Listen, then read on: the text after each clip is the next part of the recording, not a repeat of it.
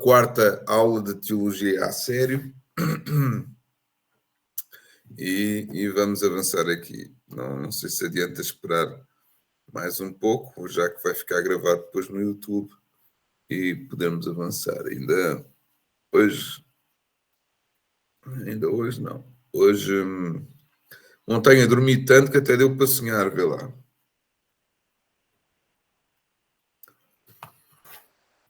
E Deus tem estado a falar connosco algo profundo, depois a seu tempo irei compartilhar com vocês. Bem, vamos orar. Amém?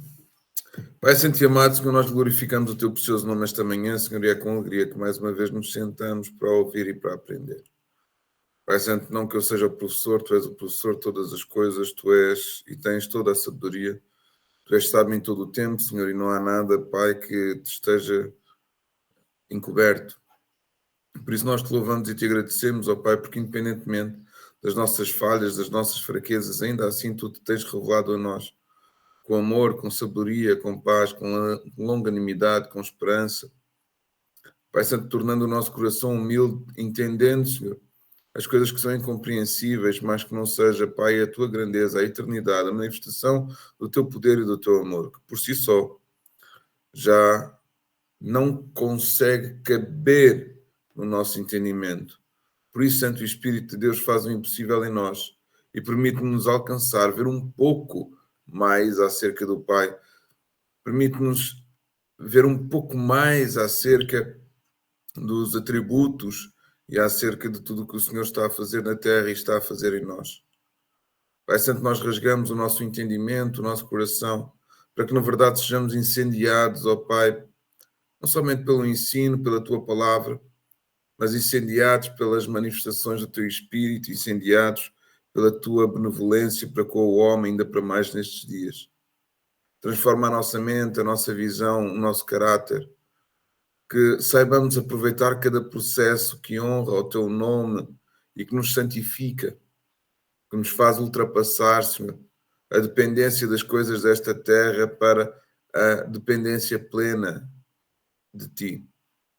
Na Nova Jerusalém ou até mesmo no milénio, provavelmente não comeremos nem beberemos e tudo aquilo que seja comer e beber será na Tua mesa, mas seremos alimentados como os anjos pelo sol da justiça. E essa justiça é a verdade e a verdade nos alimenta. Não somente liberta, mas transforma. Quanto mais nós comemos dessa verdade, mais transformações nós vivemos. Maior é a expansão da sua glória em nós e melhor é o nosso processo de santidade. Por isso, Pai, eu clamo, Senhor, esta manhã, para que os nossos corações sejam um, Senhor, em glorificar, em se renderem, neste tempo precioso de aprendizado, Senhor, e de ensino, em se alegrarem com sabedoria, com prudência, com entendimento, a fim de que em tudo nós possamos glorificar também o Teu precioso nome. Ao contrário daquilo que os ímpios falam acerca de Deus, que seria profundamente emocional. Na verdade, é profundamente racional e justo, verdadeiro, coerente.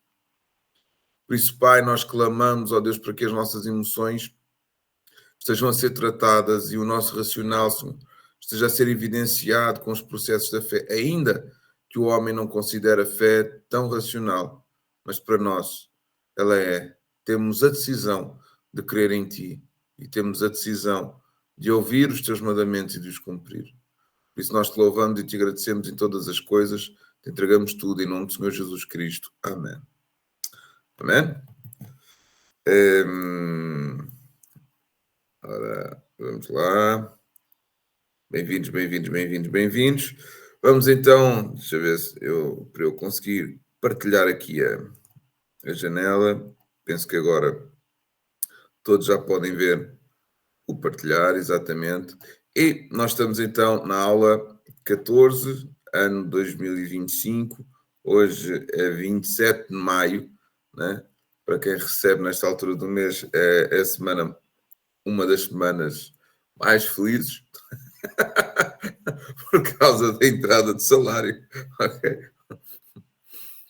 E depois a alegria. Tá? Bem, vamos lá. Então, estamos a falar sobre os atributos de Deus, né? Já falámos um pouco sobre a Trindade, como é constituída a Trindade, Pai, Filho e Espírito Santo.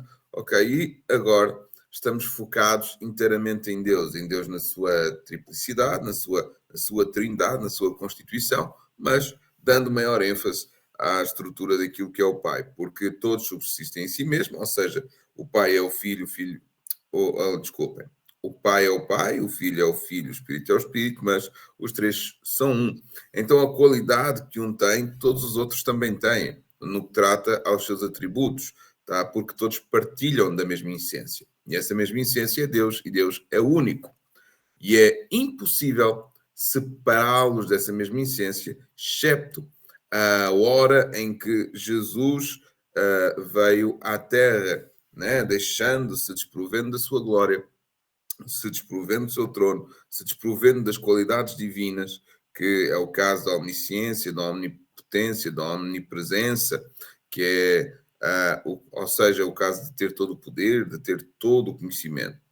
Ainda que digamos que Jesus teria todo o conhecimento estava-lhe acessível, ok? Então, sempre que Jesus queria adquirir o conhecimento ou receber conhecimento, ele teria que estar ligado ao Espírito e receber do Espírito, assim como nós. Portanto, ele viveu 100% homem, sendo 100% Deus, ok? Contudo, não usando das categorias tributárias de Deus enquanto caminhou na Terra. E isso é importante frisar, ok? Porque assim realça ainda mais a vitória na cruz, realça ainda mais a obediência, realça ainda mais o zelo pela presença de Deus, o zelo pela graça de Deus e o zelo pela manifestação de Deus na Terra. Amém? Portanto, no que trata a Deus, Deus existe por si mesmo, tá? E é importante então nós entendermos isso. Deus existe e subsiste por si mesmo, ou seja, ele não foi criado, ele existe porque é Deus, ele existe por si mesmo, ok? E por outro lado, ele sustém-se, né, a si mesmo. Ele subsiste por si mesmo. Não foi criado, não depende de ninguém para conservar a sua existência. Com efeito, tudo o resto existe por ser criado, sendo subsistente de Deus para que continue a existir. Contrariamente aos teólogos, para os quais não podemos saber alguma coisa a respeito de Deus, Jesus revelou que Deus tem vida em si mesmo. O que é interessante é que, por exemplo, parte do pensamento ateu, né, que não crê em Deus, diz se Deus existisse, né, como é que ele subsistiria? Aliás, Deus só existe porque existe o homem, porque Deus é ficção e é a imaginação do homem. Bem, na verdade, isso contraria grande parte dos temas e das coisas que esses pensadores ateus descrevem, como, por exemplo, eu só acredito na ciência, ou a ciência para mim é o meu foco. Na verdade, relativamente à ciência e daquilo que existe, já provámos que é necessário haver forças motoras, algo que inicia algo, um movimento não existe por si só. Ele é uma linha contínua em uma infinidade de movimentos, mas tem que haver um ponto zero, segundo a base teórica ateia. E nesse sentido, esse ponto zero tem que ter uma origem. E essa origem, para nós, é Deus. Assim como diz a teoria do Big Bang, aquilo que existiu veio a ser criado, ou veio a existir, o que confere também o movimento da criação. Eu vi no outro dia, num site, ou num post, aliás, algo que falava sobre a teoria das espécies, de Darwin, né? Onde ele conclui, né, dentro de uma base teórica, que as espécies vieram a evoluir, né, de vários estados. Contudo e porém, há sempre falhas na matriz da evolução. Que é isso, quer isso dizer o quê? Que de uma subespécie para outra, ok? Não há todos os elementos, isso por um aspecto científico ou por um caráter científico, não é possível provar também, porque o alvo de estudo ele é imensamente longo.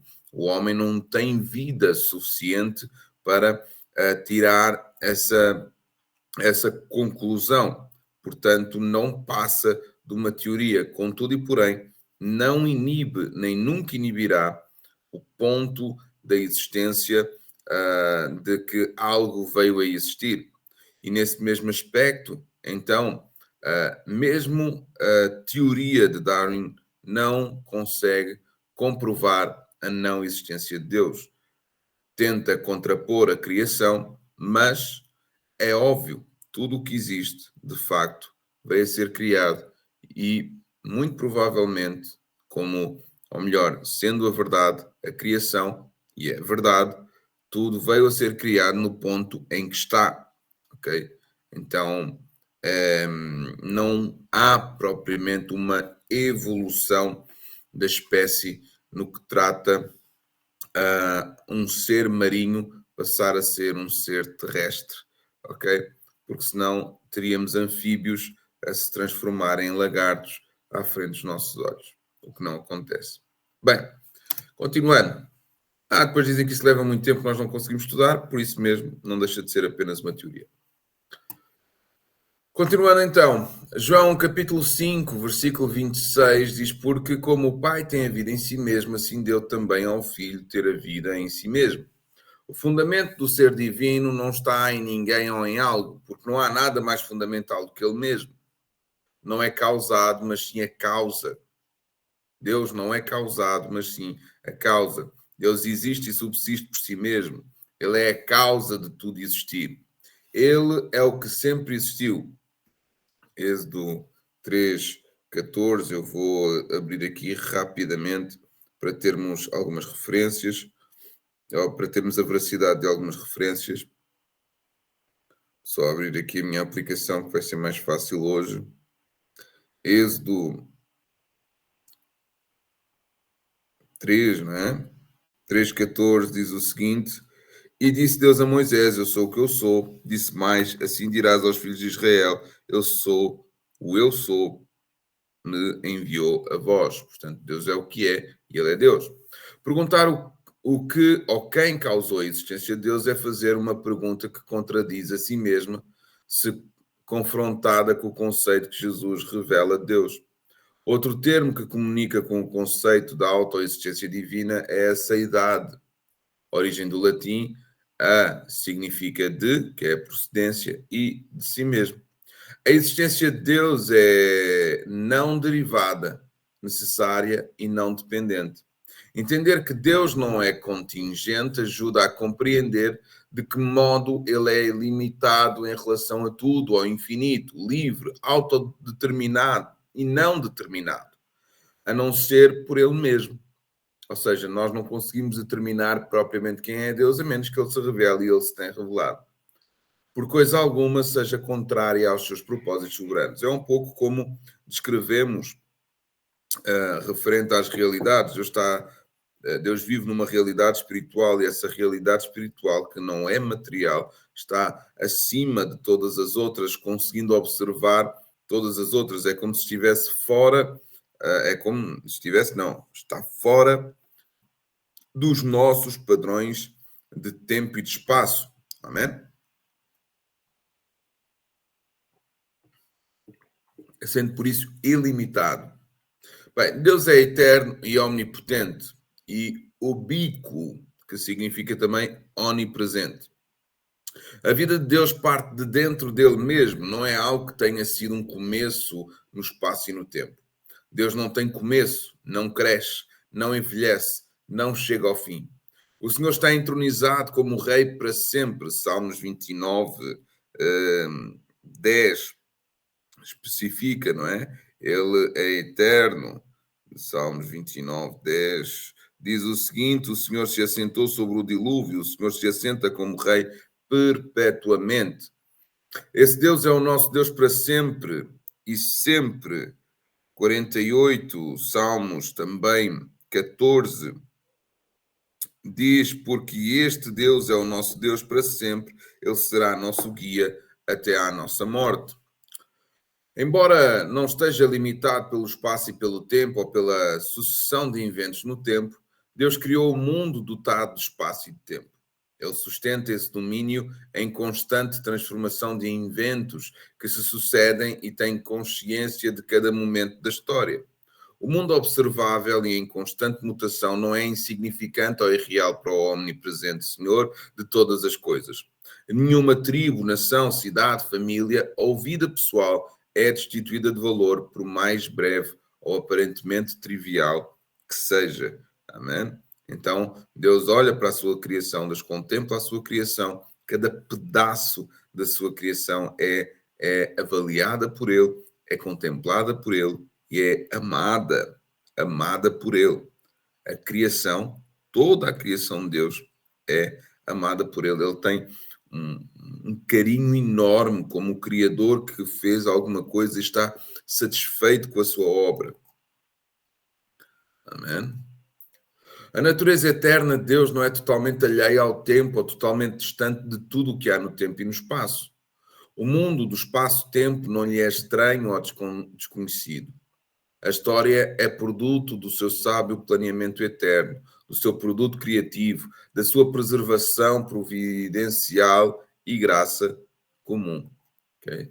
Deus enche o espaço e o tempo com a sua presença. Ele os sustenta, ele lhes confere propósito e valor. Aquele que é omnipresente e ubíquo é Senhor de toda a história, é Senhor do tempo e da história, e não vice-versa.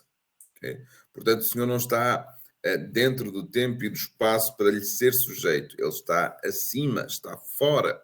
Mas nada lhe é impune ou imune no sentido dele não ver, dele não observar, dele não contemplar, dele não intervir. Deus não nega o tempo, ele o consuma, ele é o consumador do tempo. Nele, seus propósitos se realizam. Trazendo uma imagem sobre o tempo, nós falamos por vezes sobre o Kairos e o Cronos. O Kairos será o determinado tempo de Deus e o Cronos é o nosso tempo. O nosso tempo ele é dividido por segundos, minutos, horas, dias, meses, anos, né?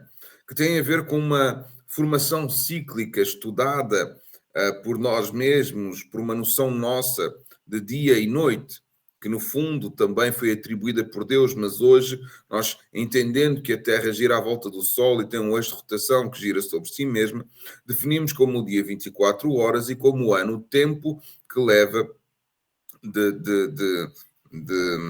da rota da Terra à volta do Sol até chegar ao mesmo ponto. Né? Então, na translação da Terra à volta do Sol. Então, no que trata a esses movimentos, nós atribuímos o tempo, ou a avaliação do tempo. Deus, da mesma forma, ele nos ensinou e nos incentivou isso mesmo. Quando o povo sai do Egito, ele acaba por dizer: este é para vocês o primeiro mês do ano. Ele será para vocês o primeiro, terão outros, será assim, será assado, vocês verão as luas, vocês se entenderão com as luas, no sentido de tempos e estações, ok? Vocês identificarão tempos e estações, tá? E nos colocando então dentro de um padrão que ele criou para nos guiar no que trata a tempo, ok? Mas Deus é atemporal, ok? Ele não nega o tempo, mas ele é o consumador do tempo.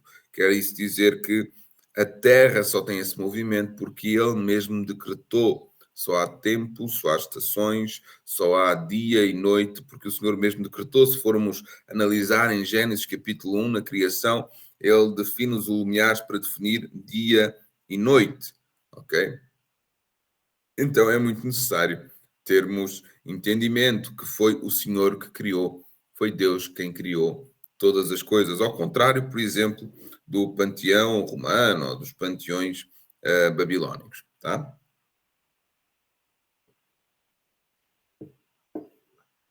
Então ele consuma o tempo, nele os seus propósitos se realizam. Nele, no Senhor. No cristianismo, portanto, a eternidade não é uma ausência de tempo abstrata. O eterno é uma característica do Deus vivo e está presente em todas as épocas e em todos os lugares, criando e sustentando o domínio do espaço-tempo e realizando os seus propósitos redentores na plenitude dos tempos. Deus é imutável por natureza, desejo e propósito. Dizer que Deus é imutável não significa contradizer a verdade prévia de que ele é vivo e ativo. Significa dizer que todos os usos do poder e da vitalidade de Deus são coerentes com os seus atributos, tais como a sabedoria, a justiça e o amor. Os atos divinos jamais são meramente arbitrários. Embora alguns se devam a razões totalmente íntimas dele, em vez de condicionados à resposta do ser humano, a cada juízo imposto ao ímpio e a cada perdão concedido ao arrependimento, subjaz o seu propósito imutável no que se refere ao pecado e à conversão. Diferentemente do conceito estoico de imutabilidade divina, Deus não é indiferente à atividade e à necessidade do ser humano. Pelo contrário, podemos sempre contar com a sua atenção. Desculpem, no tocante à justiça humana. Deus atende imutavelmente às orações, mas o faz norteado pelos desejos e propósitos do seu santo amor. Portanto, embora em termos de experiência humana as Escrituras digam às vezes que Deus se arrepende, na verdade trata-se do impertinente que mudou e se arrependeu, ou do fiel que se entregou à infidelidade. Ou seja, trata-se à condição humana, porque o homem é que se arrepende. Contudo, e ainda, devemos entender que a palavra arrepende é também atribuído a um sentimento de tristeza, não é? Atribuindo também este termo a um sentimento de tristeza. Entristeceu-se Deus de ter feito o homem, por exemplo, em Gênesis capítulo 6, versículo 6. E em outros versículos também aparece como e Deus se arrependeu do mal que iria fazer. Também quando Moisés sobe ao monte, recebe as tábuas e Deus diz, olha, lá está o povo a fazer escultura, né?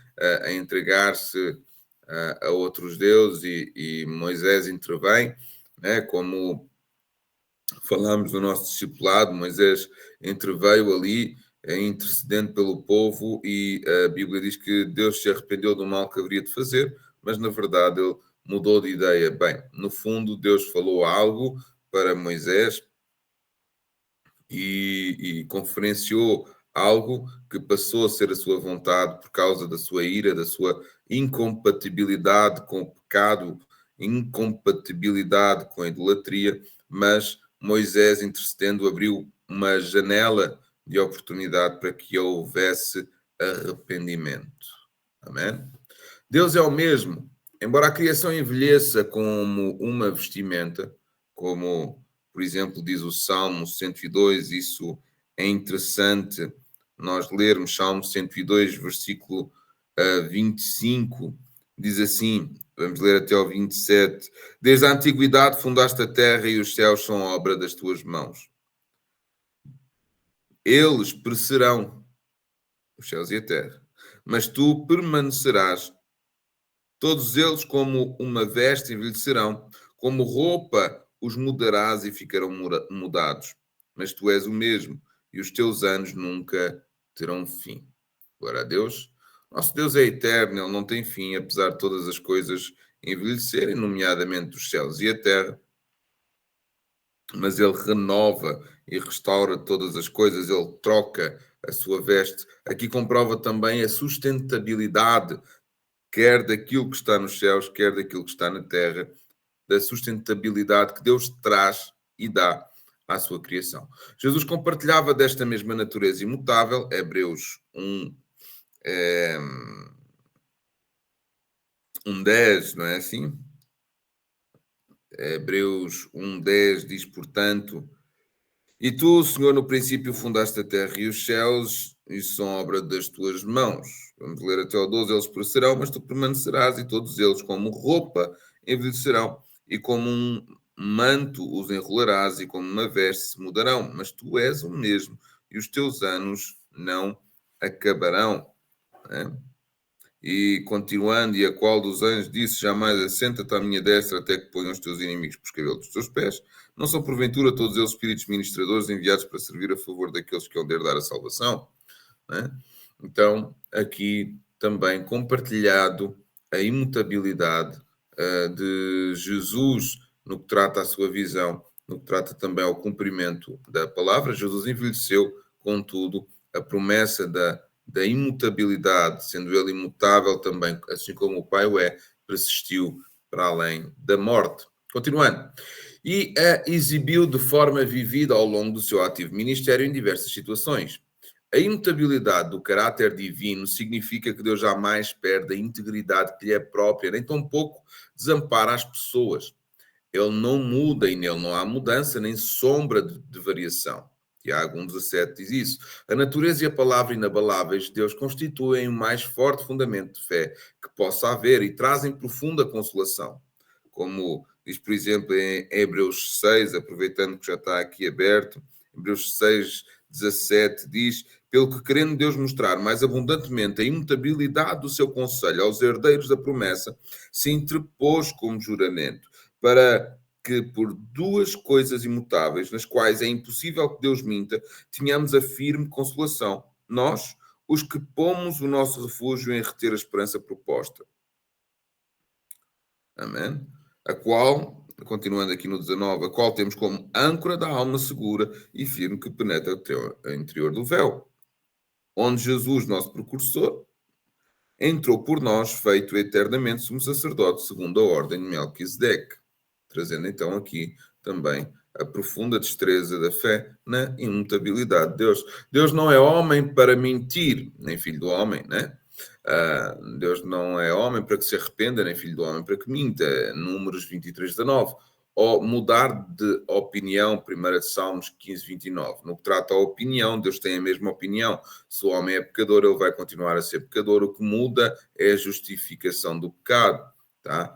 O conselho do Senhor permanece para sempre, Salmos 33, 11. Os céus e a terra poderão passar, mas as palavras de Deus jamais passarão. Mateus 5, 18, 24, 35 fazem referência também a esta afirmação.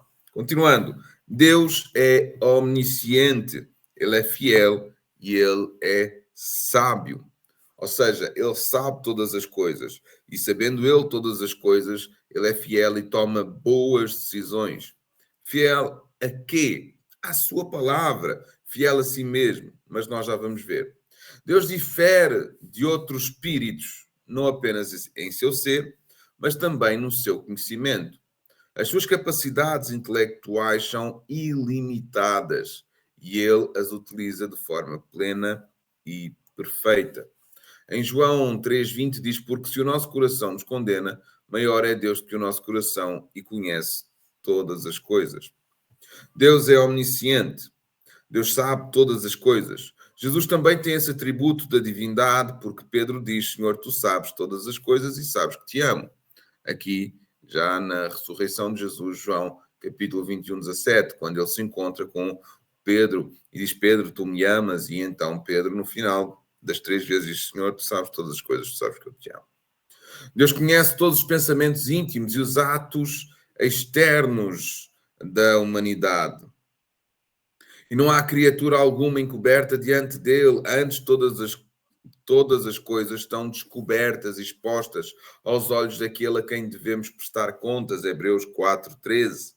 Isaías distinguia o Senhor dos ídolos pela capacidade do Senhor de prever o futuro, por exemplo, em Isaías 44, 7 a 8 e também 25, 2. Sem dúvida, o conhecimento que Deus tem do futuro poderia ser transmitido em palavras e conceitos humanos. No contexto em questão, Isaías fez predições relativas a Jerusalém, Judá, a Ciro e ao templo. Esses conceitos foram inspirados na língua original e podem ser traduzidos nas línguas que há no mundo. Tá? Então, Deus trouxe um conhecimento a Isaías e traz conhecimento aos seus profetas daquilo que ele está a ver na sua macrovisão intemporal, ok? Trazendo as decisões, vendo as decisões, trazendo conselho, trazendo direção, mas também trazendo aos profetas as profecias daquilo que acontecerá à frente.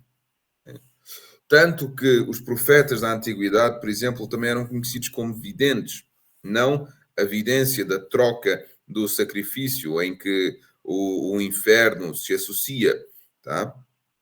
Que isso não passa nada mais, nada menos do que uma legalidade para que o inferno possa agir e tornar aquilo que falou verdade. É uma cópia daquilo que é o original. Por exemplo, Deus sabe de todas as coisas porque Ele é intemporal, Ele está fora do padrão do tempo. Ele vê e sabe e conhece todas as coisas. Porém, o Satanás e o inferno, o diabo, não é assim, tá? Ele não sabe todas as coisas, ele não é omnipresente, ele não é omnipotente, ele não está em toda a parte. Quando há um sacrifício sobre evidência, em que essa evidência realmente pode ser verdadeira, tá? Não que tenha adivinhado, mas por causa do sacrifício, por causa do pacto, houve uma legalidade e aquilo que será anunciado sobre essa mesma legalidade acontecerá, porque houve esse pacto.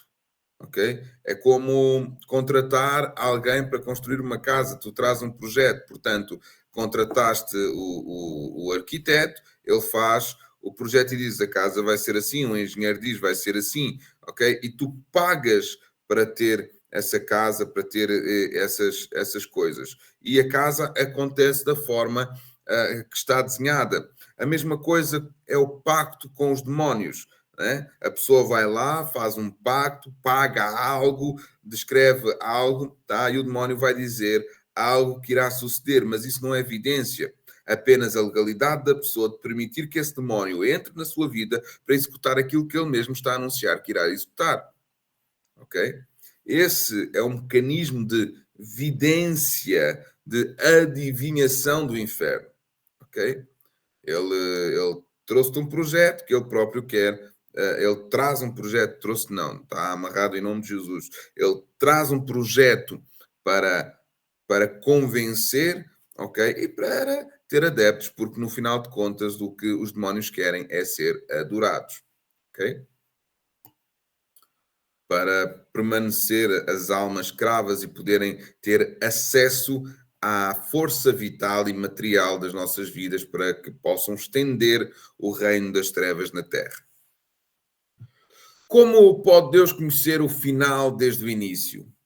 De um modo ainda mais impressionante do que o exemplo de alguém que conheça de memória um salmo, disse Agostinho: antes de citar o Salmo 23, ele já está inteiro na nossa mente. Isto são palavras de Agostinho. Dizemos então a primeira metade e sabemos que a parte que já foi falada e qual falta ser citada. Deus conhece a história toda de uma vez só, simultaneamente, porque ele não está limitado pelo tempo e pela sucessão de eventos, mas ele também sabe qual parte da história é passado, hoje, e qual o futuro, porque o tempo para ele não é sem importância e real. Tá? Então Deus está em todo o tempo, em toda a parte, a toda a hora. Quer no passado, quer no presente, quer no futuro. A ideia de que Deus sabe tudo, passado, presente e futuro, tem pouca importância. Porém, se esse conhecimento estiver separado do conhecimento humano por uma diferença infinita e qualitativa, a afirmação frequente de que o conhecimento de Deus é totalmente distinto do nosso implica que a verdade talvez contradiga a nossa. Por outras palavras, o que talvez seja verdade para nós é falso para Deus, ou o que é falso para nós pode ser verdade para Deus. Então, Deus é sapiente, ele sabe todas as coisas. Okay? Do ponto de vista da Bíblia, porém, a mente humana foi criada à imagem de Deus para pensar os pensamentos que Deus pensa ao receber a verdade dele por revelação geral e especial, para que haja uma comunicação não equivocada, né? Embora a queda, que é o pecado original, tenha afetado a mente humana, essa possibilidade não foi erradicada. O novo nascimento requer a renovação da pessoa, pelo Espírito, no conhecimento segundo a imagem do Criador. Colossenses 3:10. Agora é importante voltarmos aqui às referências bíblicas. Diz: e vos vestiste de novo, que se renova para o conhecimento segundo a imagem daquele que os criou. Ou seja, como diz também aqui no nosso texto, no novo nascimento, nós renovamos, é-nos renovado o conhecimento, ou seja, a capacidade de voltarmos a entender a Deus, ou de entendermos a Deus, ou de adquirir conhecimento por Ele nos apresentado. Okay?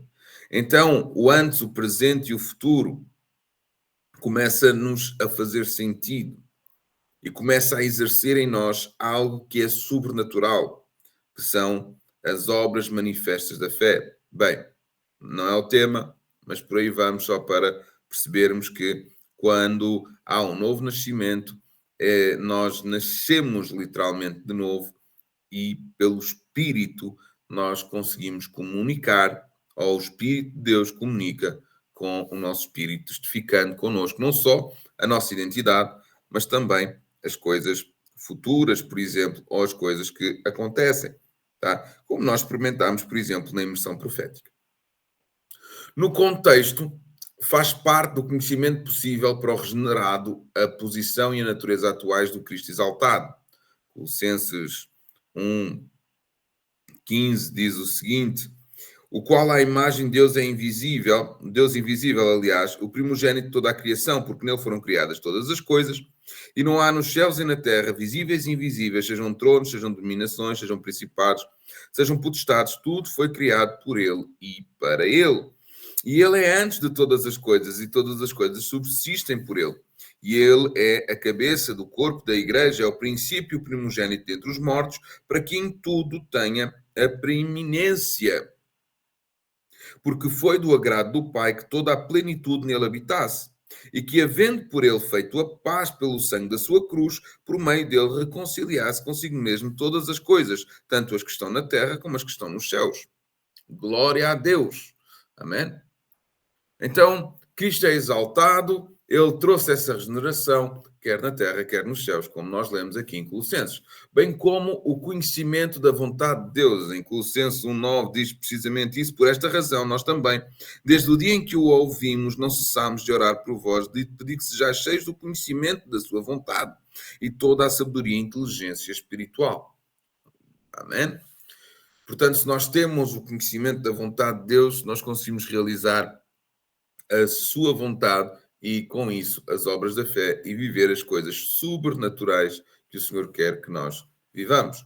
Com esse conhecimento, então, o cristão pode evitar ser enganado por palavras capciosas. Ele deve fortalecer-se na fé que lhe foi ensinada em conceitos e em palavras. O conteúdo da palavra de Cristo deve dar forma ao seu ensino e adoração.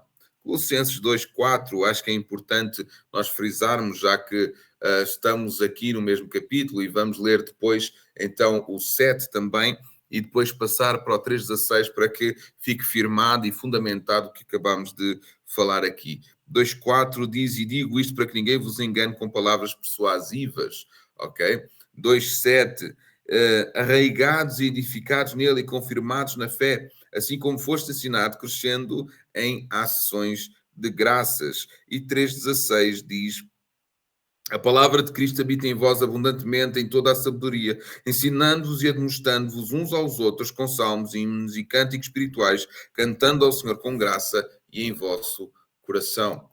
Amém? Em tudo isso e muito mais, a Escritura pressupõe uma revelação informativa da parte de Deus, verbalmente inspirada e iluminada pelo Espírito, para mentes criadas e renovadas pela imagem divina, para que recebam essa verdade igualmente divina. À medida que tivermos entendimento, o significado do contexto dados pelos autores originais da Escritura e as afirmações que fizermos baseados na Escritura de que Deus é Espírito, Deus é Santo, ou Deus é amor, serão verdadeiras. São verdadeiras para Deus, tal como Ele é verdadeiro para si mesmo. São verdadeiras para a fé e a vida dos cristãos e da Igreja. A verdade proposicional comunicada pela Bíblia em frases do modo indicativo que afirmam, negam, defendem, sustentam, supõem e inferem é plenamente verdade para Deus e para a humanidade. É evidente que a omnisciência divina não se limita à distinção entre sujeitos e predicados. Sequência lógica, tanto quanto convive com a sequência temporal e incentiva a pesquisa exegética e revelacional com base na argumentação discursiva. Embora a mente divina seja iluminada e conheça todas as coisas, ela não é totalmente distinta da mente humana criada à sua imagem. A sua omnisciência, Deus forma juízos com base no pleno conhecimento de todos os dados pertinentes.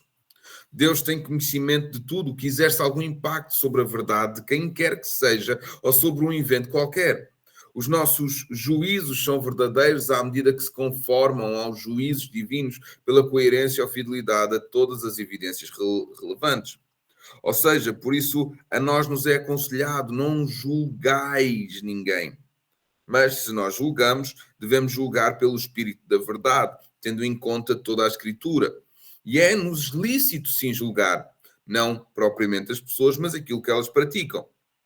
Ok? Declarando ou dizendo, isso é pecado, irmão, acerta-te, estou aqui para te ajudar, trazendo o ministério da reconciliação, porque o pecado afasta-te de Deus, eu amo a tua vida, não quero que tu vás para o inferno, e eu estou realmente preocupado contigo. Por isso, aquilo que eu quero, aquilo que eu desejo, que é a vontade do meu Pai, é que tu te salves.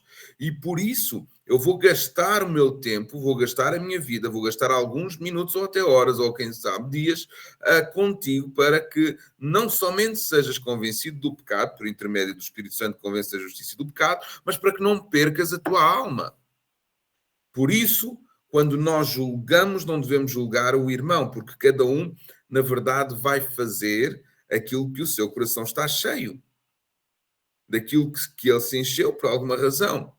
Mas o irmão está a pecar, a culpa é dele, ele é que tem que ver. Aquele que está em pecado, ele é escravo do pecado. Se ele é escravo, em algum momento, ele foi absorvido, roubado, enfeitiçado, convencido, se colocando num péssimo lugar, sendo ele vítima de cativeiro. Ninguém se vende como escravo para o pecado, se torna cativeiro do pecado. Porque nós já vivemos num pseudo-cativeiro que é a nossa própria carne, com as suas vontades e as suas concupiscências, do qual nós devemos mortificar e lutar todos os dias. Mas se o meu irmão não mortificou a carne dele, o problema é dele, ele que se safe.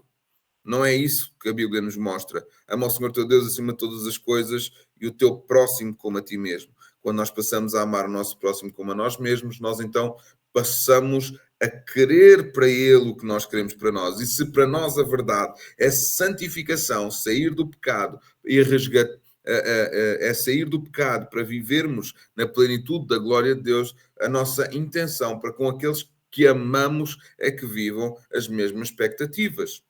E assim, dessa forma, resgatá-los e fazer o possível para que sejam, e às vezes o impossível, né? Para que sejam resgatados dessa mesma condição de juízo e de pecado que provoca a ira de Deus. Deus é fiel e verdadeiro, Apocalipse 19, 11. Portanto, os seus juízos e as suas palavras, também Apocalipse 19, 2, e as suas palavras na linguagem humana são fiéis e verdadeiras, Apocalipse 21, 5, 22 e 6. Não há falta de fidelidade na pessoa de Deus, no seu pensamento ou promessa. Deus não é hipócrita e incoerente. Tá?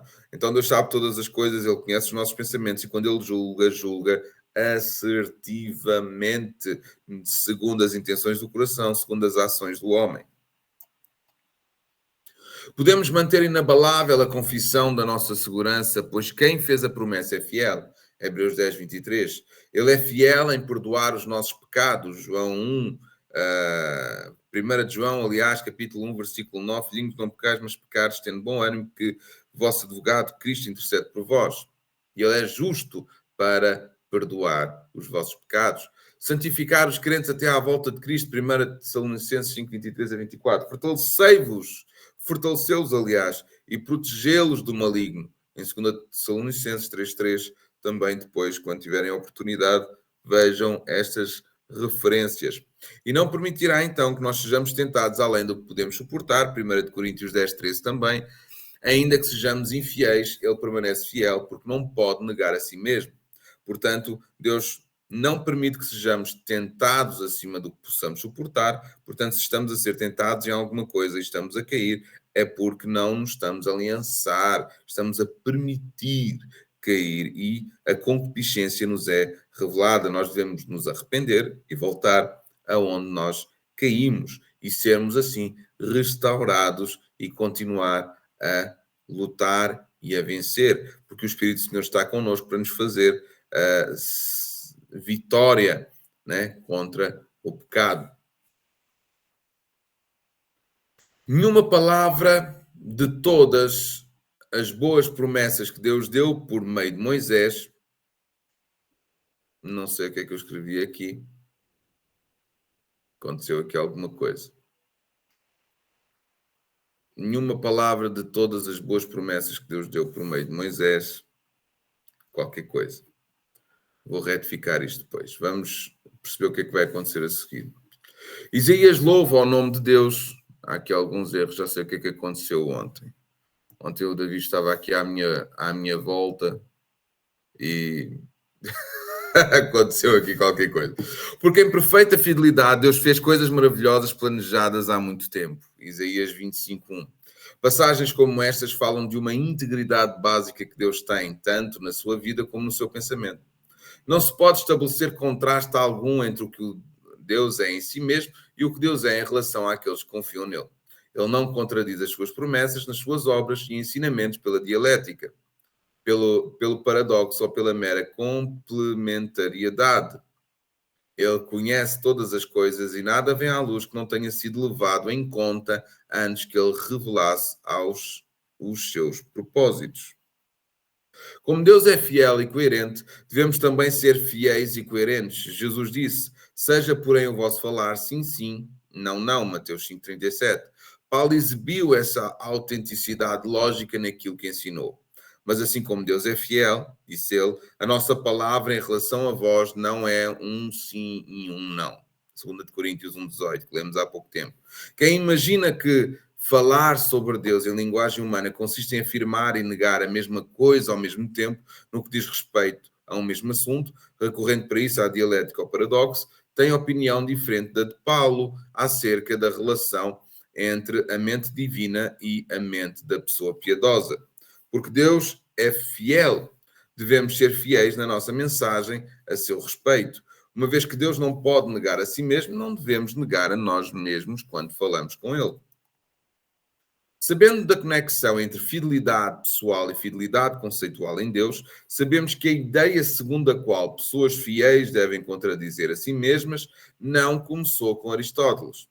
Ele pode ter formulado a lei da não contradição da forma que vem sendo reproduzida desde então, porém a fonte por excelência do desafio à fidelidade humana em pessoa e a palavra remonta a Deus. A exigência universal da honestidade intelectual repercute no coração humano a integridade por excelência do coração do Criador, ou seja, nós sabemos perfeitamente o que é verdade e o que não é verdade relativamente aos nossos pensamentos e desejos. Contudo, podemos negar alguns, mas isso será mentira. Deus não é apenas omnisciente e coerente em pessoa e palavra, mas é também perfeitamente sábio. Além de conhecer os fins com discernimento e age em harmonia com os seus propósitos de amor santo, talvez nem sempre sejamos capazes de ver o que os acontecimentos da nossa vida cooperam para a concretização de um propósito sábio. Porém, sabemos que Deus escolhe entre todas as alternativas possíveis os melhores meios e fins para atingir os seus objetivos. Deus não só escolhe os fins certos, como também os motivos certos para o bem das suas criaturas e, por conseguinte, da sua glória. Daqui podemos dizer que existe uma determinada predestinação, ou seja, Deus escolhe consoante o seu fim, porque Ele conhece o fim, então Ele escolhe. Mas, na verdade, eu acho que Deus deixa rolar. Continuando. Embora possamos não entender completamente a sabedoria divina, temos bons motivos para confiar nela. Depois de escrever sobre a grande dádiva da justiça que vem de Deus, Paulo exclama: ao único Deus sábio seja dada a glória para todo o sempre, por meio de Jesus Cristo. Amém. Romanos 16, 27. Anteriormente, Paulo faz alusão às profundezas incompreensíveis das riquezas da sabedoria e do conhecimento divinos. Romanos 11, 33. A inter-relação dos atributos já é evidente, no sentido de que a omnisciência divina tem consciência não só do que é, mas também do que deve ser, isto falando moralmente. A fidelidade e a coerência divinas requerem integridade moral e a ausência de hipocrisia. Enquanto a sabedoria toma decisões com vistas e acertos, fins e meios no que diz respeito a valores mais elevados, não é de estranhar, portanto, que o temor do Senhor seja o princípio da sabedoria, Provérbios 1:7. Quer isso dizer o quê? Que Deus não se vai contrariar, aquilo que é verdade será sempre verdade. A consciência da omnisciência faz com que ele não se contraponha, não se contradiga, ele seja fiel em tudo e que não haja qualquer tipo de hipocrisia. Esta é uma frase interessante. A exigência universal de honestidade intelectual repercute no coração humano a integridade por excelência do coração do Criador. Entrando, deixa eu ver como é que vai ser aqui este tema, se conseguimos descrevê-lo todo. Sim, conseguimos. Glória a Deus. Opa, onde é que estou? Ok. Continuando então, já falámos sobre os atributos. Agora sou eu que estou a ter uma branca de omnisciência, fiel e sábio, ok? Agora vamos entrar nos atributos da santidade, justo e amoroso. Eu acho que vamos correr aqui um pouco, apesar de serem apenas 2,5 páginas, mas a ver se conseguimos falar em tudo. E terminando esta base para procedermos aos próximos atributos. Deus é diferente de todas as suas criaturas e transcende a todas elas. Não só metafísica e epistemologicamente, mas também moralmente. Deus é moralmente imaculado em caráter e ação, justo, puro e livre de maus desejos, motivos, pensamentos, palavras ou atos. Deus é santo e, como tal, é fonte e padrão do que é correto. Deus é livre de todo mal, ama tudo o que é verdadeiro e bom. Ele valoriza a pureza e detesta a impureza e a falta de autenticidade. Deus não pode compactuar com mal algum. Ele não tem prazer no mal, Salmos 5:4, e não pode tolerar o mal, Abacuque 1:13. Deus abomina o mal e não pode encorajar o pecado de forma alguma. Tiago 1:13, 14. O cristão não contempla admirado a santidade abstrata, e sim a santidade do santo. Uma santidade abstrata é uma santidade sem uma imagem, mas sim nós temos a imagem do santo, a imagem de Deus descrita por revelação da sua palavra, como por exemplo Isaías 40:25, que não é meramente objeto do fascínio emocional, mas também do ouvir intelectual e da obediência volitiva, ou seja, não é meramente emocional o que nós podemos ver em Deus, é também intelectual, que é o que nós estamos a fazer aqui em sala de aprendizagem, de forma intelectual. Nós estamos a observar, filosofando acerca das características de Deus como uma base teológica profunda implementada na Bíblia, mas também a obediência volitiva, ou seja, a nossa obediência nos faz experimentar essa santidade. A santidade não é apenas produto da vontade divina, é mais do que isso. É característica imutável da natureza eterna de Deus. A pergunta que Platão fez, portanto, deve ser reformulada para que se aplique ao Deus cristão. É bom porque Deus quer, ou Deus quer porque é bom? A pergunta não diz respeito à vontade de Deus ou a algum princípio de bondade acima dele, mas à sua essência. Ou seja, em vez de é bom porque Deus quer, ou Deus quer porque é bom, nós deveríamos dizer que porque Deus é bom, tudo o que ele produz é bom. Então não há maldade nele, tudo o que ele faz é bom. É a sua essência. O bom, estou a continuar a ler se quiserem acompanhar, o bom, o justo, o puro, o santo, é santo não por causa de um ato arbitrário da vontade divina, nem por causa de um princípio independente de Deus, mas porque flui da sua natureza. Deus sempre deseja de acordo com a sua natureza de forma coerente. Ele deseja o que é bom porque ele é bom. E porque é santo, odeia consequentemente o pecado e sente repulsa por todo o tipo de mal, independentemente de quem o tenha praticado. O Espírito Santo é chamado santo não só porque, como membro da Trindade Divina, ele compartilha da santidade da natureza divina, mas porque a função específica do Espírito é a de produzir amor santo entre o povo redimido de Deus. É o nosso dever esforçarmos-nos para ser moralmente imaculados no caráter e na ação, retos e justos, como o Deus que adoramos. Deus é justo ou reto? A justiça ou retidão divina se revela na sua lei moral, que expressa a sua natureza moral. O seu juízo, concedendo a todos conforme o seu mérito, exatamente o que merecem. O seu juízo não é arbitrário ou caprichoso, porque está baseado em princípios e não faz acepção de pessoas. Os autores do Antigo Testamento protestam muitas vezes contra a injustiça que atinge o pobre, as viúvas, os órfãos, os estrangeiros e os piedosos. Deus, por sua vez, tem compaixão dos pobres e dos necessitados, como diz no Salmo 72, 12 a 14. Ele responde, livra, revive, absolve e concede-lhes a justiça que merecem. Movidos pela retidão que lhe é própria, ele livra o necessitado da injustiça e da perseguição. Por fim, criará um novo céu e uma nova terra em que a justiça prevalecerá. Isaías 65, 17.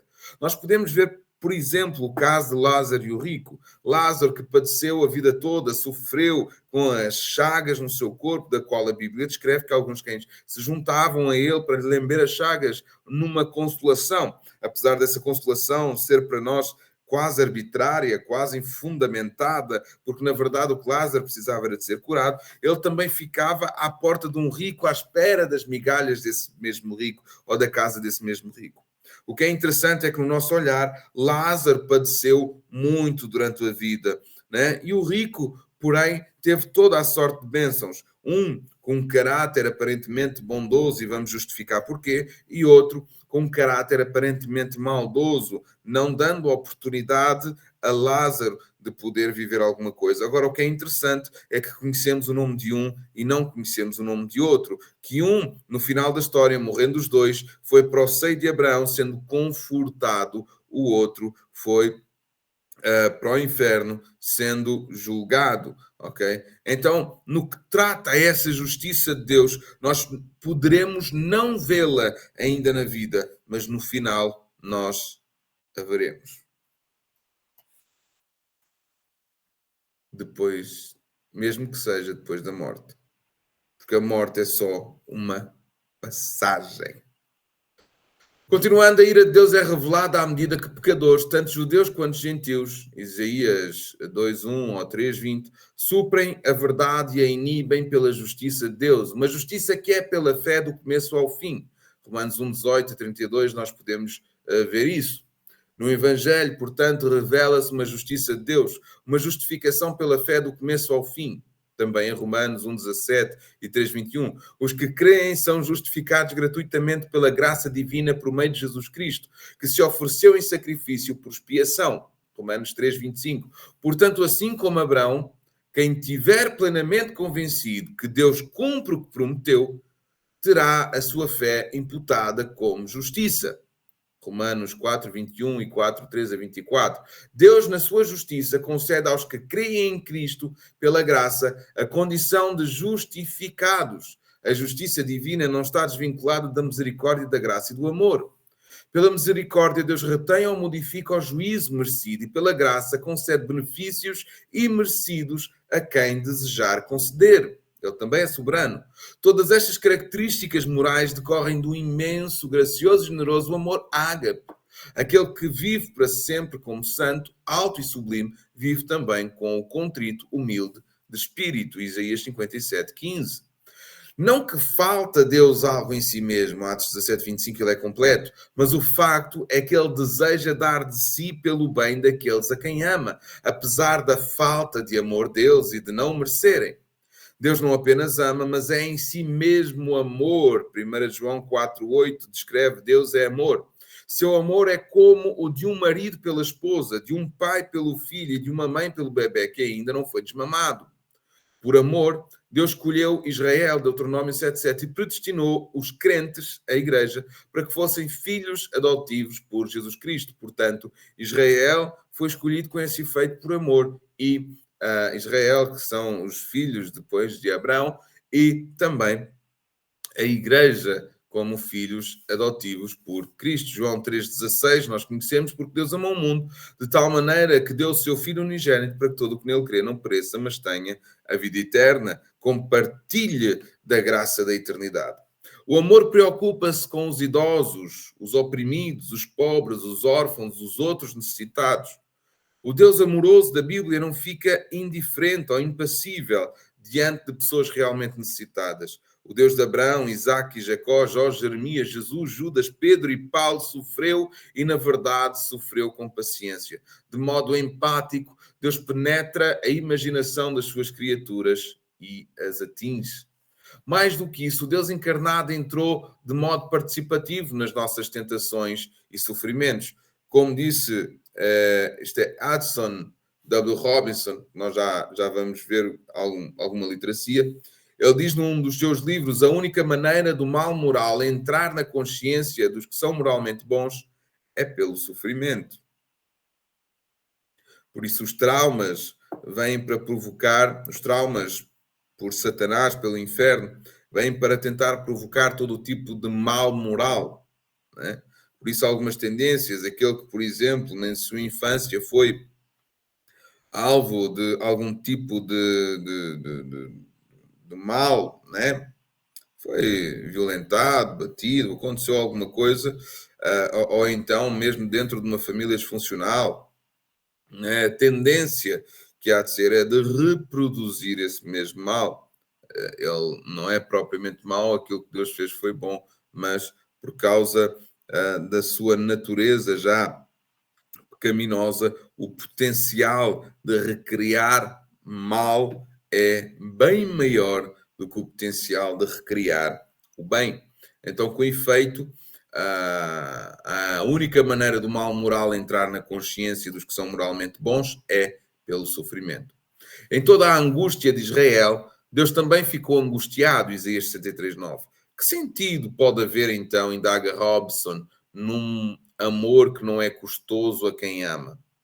O Deus bíblico está longe de ser apático no que diz respeito ao enorme sofrimento.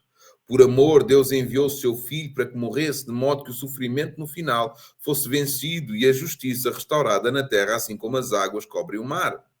Portanto, cada sofrimento teu, Deus está a sofrer contigo junto. O Espírito Santo está contigo junto a padecer as tuas emoções. Uma vez que o amor requer compromisso com o bem-estar dos outros, um compromisso responsável, fiel, não se pode classificá-lo como algo basicamente emocional. O amor é um propósito definido da vontade que envolve a pessoa toda na busca do bem-estar do próximo. Amém? Então aqui é um dos livros, apesar deste estar em inglês, What Jesus Said About Successful Living. O que é que Jesus disse sobre uma vida de sucesso, né? Ele tem outros livros, alguns escritos em português, tá, que podem depois verificar, e terminamos aqui a nossa aula. Tá? Não sei se há questões, se não há, mas para a semana iremos falar de mais atributos de Deus, ok? E Deus é maravilhosíssimo bom. Amém? Não sei se alguém gostaria de pôr alguma questão, senão vamos orar e vamos trabalhar. Sinto a falta hoje de alguns dos nossos irmãos que costumam estar presentes, mas acredito que também no YouTube, tá? Já falando no YouTube, compartilhem ao máximo as aulas, tá? É um conteúdo com excelência, tá? E ajudem, né, a nossa página lá, compartilhando e falando com os amigos. Olha, está aqui teologia a sério, vamos entender algumas coisas, tá? Vamos orar então. Alguém abriu o microfone? Alguém quer falar alguma coisa? Não, era só para para a igreja toda orar mais pelo Senhor, né? E pelos seus filhos, né? Pelas coisas que estão acontecendo, né? Pela batalha espiritual que estão entrando, né? Orar mais pelo uma aranha, né? Peixe-aranha. Mas o Davi está bem. No domingo fomos ainda um pouco à praia, né? O Davi acabou por pisar um peixe-aranha, nós não percebemos bem o que é que estava a acontecer, né?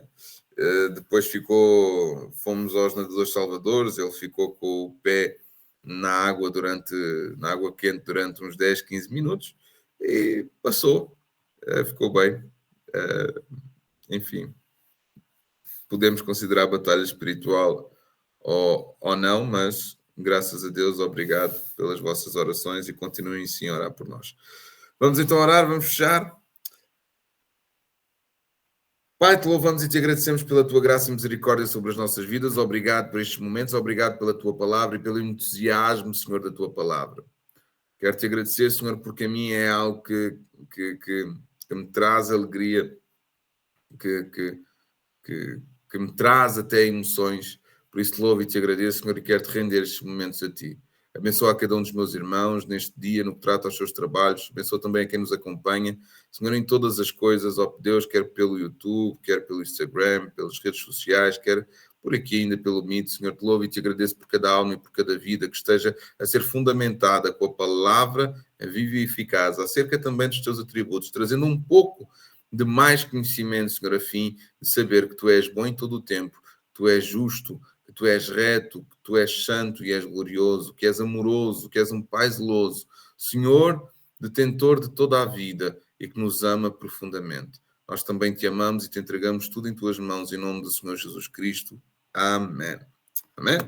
Meus queridos, excelente dia para todos. Eu tenho que correr para apanhar o autocarro. Até logo. Deus abençoe. Quinta-feira temos então o nosso discipulado lá na igreja. Tá? Deus abençoe grandemente. Um forte abraço a todos. Até logo. Bom,